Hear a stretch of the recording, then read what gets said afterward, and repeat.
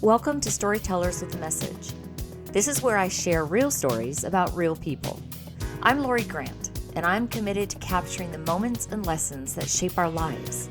Together, we'll explore stories that teach, inspire, and remind us that everyone has a story worth telling. I grew up in a very conservative home. My mother, always the perfectionist. My father, the workaholic. My mom worked as a school teacher and also kept an immaculate house. Everything has a place, she would say. I don't disagree. But I think perhaps it works so well for me because if I don't put things where they belong, I can't seem to remember where I put them at all. Nonetheless, she was very particular about her house. Shoes were left at the door when entering. Dishes were not allowed to be left in the sink. And if I had $1 for every time I heard her say, rinse and load, when we got up from the dinner table, I'd be a rich woman. One weekend, my 5-year-old daughter and I were visiting. Becca was one of those kids that needed to be kept busy all the time. This particular trip, we brought with us a bucket of sidewalk chalk. My parents' home had a huge patio area off the kitchen, and it was a wonderful, safe place for Becca to play. We knew she would love to write and draw on the concrete outside the door.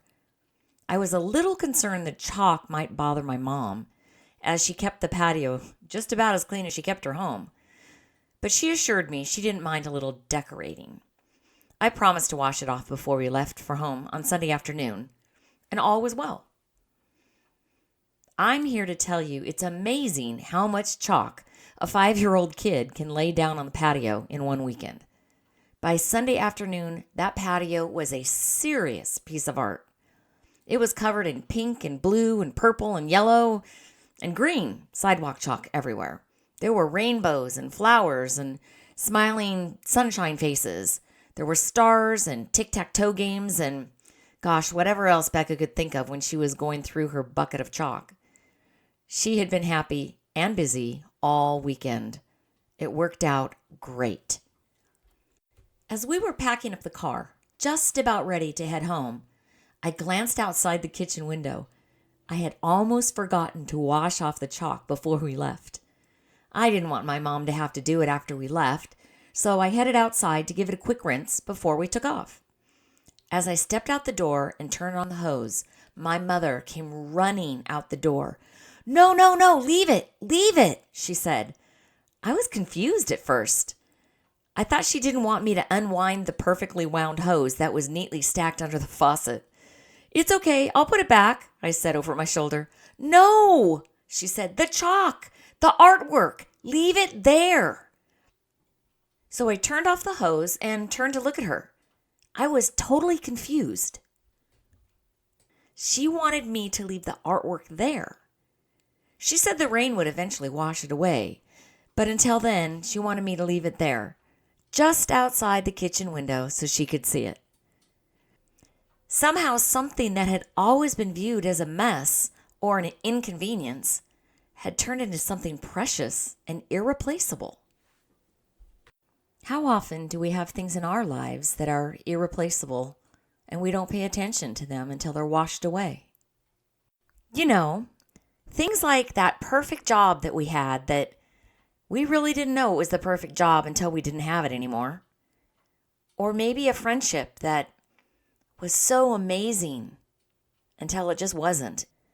Why are we not more intentional about protecting the things that are important to us? Or better yet, why are we not more aware? Maybe we need to calculate the cost of our complacency. I guess this is a lesson that I wish I would have learned sooner than later. So here's my message.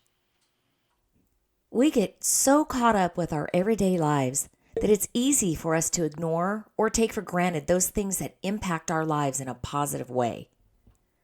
So why don't we just take a few minutes to remind ourselves of what we hold dear?